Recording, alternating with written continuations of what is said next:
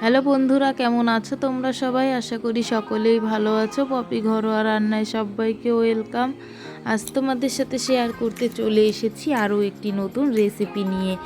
আজ করব পুঁটি মাছের ঝাল। প্রথমেই বড় সাইজের একটি পেঁয়াজ, রসুন, কাঁচা লঙ্কা ও শুকনো লঙ্কা নিয়ে নিয়েছি। এগুলিকে একসাথে আমি মিক্সচারে পেস্ট করে নেব। এই দেখো, পেঁয়াজ, রসুন ও লঙ্কাগুলিকে আমি দিয়ে পেস্ট করে নিয়েছি। নিয়ে নেব এখানে পুঁটি মাছ। এখানে 1.5 কেজি মাছ নিয়েছি। 100 থেকে 150 গ্রাম সাইজের মাছ আছে, 10 পিস মাছ। মাছগুলিকে নুন ও হলুদ মাখিয়ে নিয়েছি। কড়াই বসিয়ে দিলাম উনুনে। কড়াইটা গরম করে আমি দিয়ে দিচ্ছি তেল। তেল গরম হয়ে গেছে। এখন আমি মাছগুলিকে ভেজে নেব। মাছগুলিকে একটু লাল লাল করেই ভাজবো। এই দেখো, মাছগুলি ভাজা হয়ে গেছে। আমি নামিয়ে নিচ্ছি একটি পাত্রে। মাছ ভাজার তেলেই আমি আরও একটু তেল দিয়ে দেব। আর তেলে ফোড়নের জন্য আমি দিয়ে দিচ্ছি 1/2 চা চামচ কালো জিরে। কালো জিরেটা ভাজা হয়ে গেছে। এখন আমি এতে অ্যাড করছি করে রাখা মশলা। মশলাটাকে ভালো করে আমি কষিয়ে নেব। মশলার সাথে অ্যাড করব স্বাদ মতো নুন ও পরিমাণ মতন হলুদ।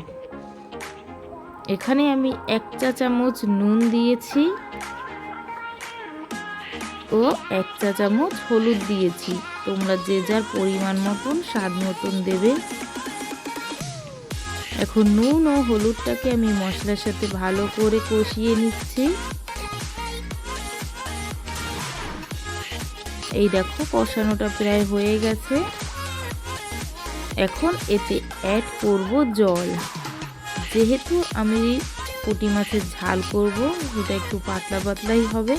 আর এখানে অনেকগুলোই মাছ আছে, সে কারণে আমি একটু বেশি জল দিচ্ছি। এখানে 2 কাপ মতো জল দিয়ে দিয়েছি। এই দেখো, ঝোলটা কত সুন্দর ফুটে উঠেছে। এখন আমি মাছগুলিকেও একে একে দিয়ে দেব।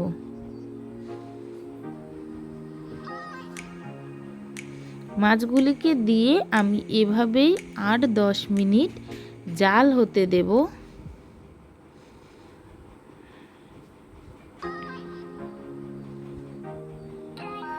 মাছগুলো খুব সাবধানে ধীরে ধীরে নাড়িয়ে চাড়িয়ে দিতে হবে, নইলে মাছগুলো ভেঙে যেতে পারে। এই দেখো, তরকারিটা প্রায় হয়ে এসেছে। আমি এখানে 8-10 মিনিট ধরে হতে দিয়েছি। এখন আমি একটি পাত্রে নামিয়ে নিচ্ছি। তো আজকের রেসিপিটা তোমাদের কেমন লাগলো অবশ্যই কমেন্টে জানিও। ভালো লাগলে চ্যানেলটিকে সাবস্ক্রাইব করো আরও নতুন নতুন ভিডিও পেতে।